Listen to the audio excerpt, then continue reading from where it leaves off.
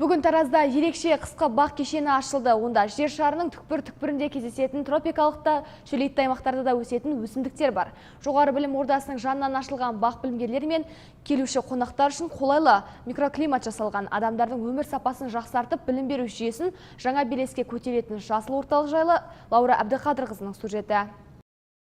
Бүгін қаламыздағы халықаралық Тараз инновациялық институтында қысқы бақ кешені ашылуда. Міне өздеріңіз көріп тұрғандай, бұл жерде экзотикалық және тропикалық өсімдіктер осындағы келуші студенттердің оқуға, білімге деген құштарлығын оятып, ғылым білімін арттыруға өзінің септігін тигізу мақсатында ашылып отыр екен.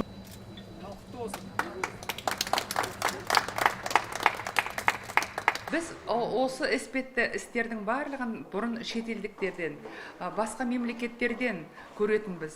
Ал енді осының барлығын біз өз елімізде емес, біздің мынау өз облысымызда болып жатқанына іштей қуанып, толқып тұрмыз деп айта аламын. Бұл өсімдік әлемі жинақталған бірден бір ғажайып аумақ. Әртүрлі ағаштарды бір ортаға тоғыстырған қысқы бақта студенттер мен магистранттар зерттеу жұмыстарын жүргізіп отырады.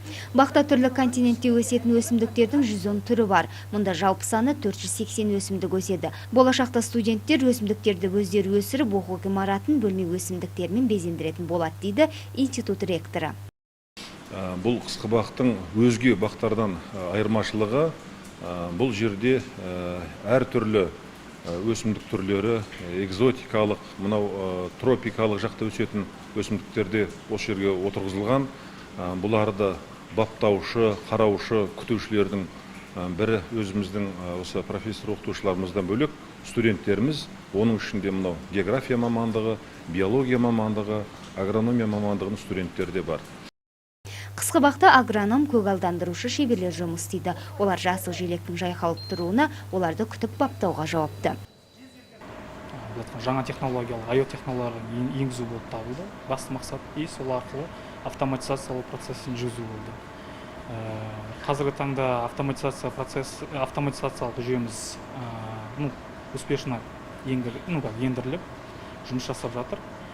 Жобалауға 2-3 ай уақыт кетті. Барлық құрылғы, бұл айтқанда қосалқы бөлшектердің барлығы осы жерде жиналып, бірақ енді запчастьтердің бәрі шетелдерден, мемлекеттерден сатып алынды.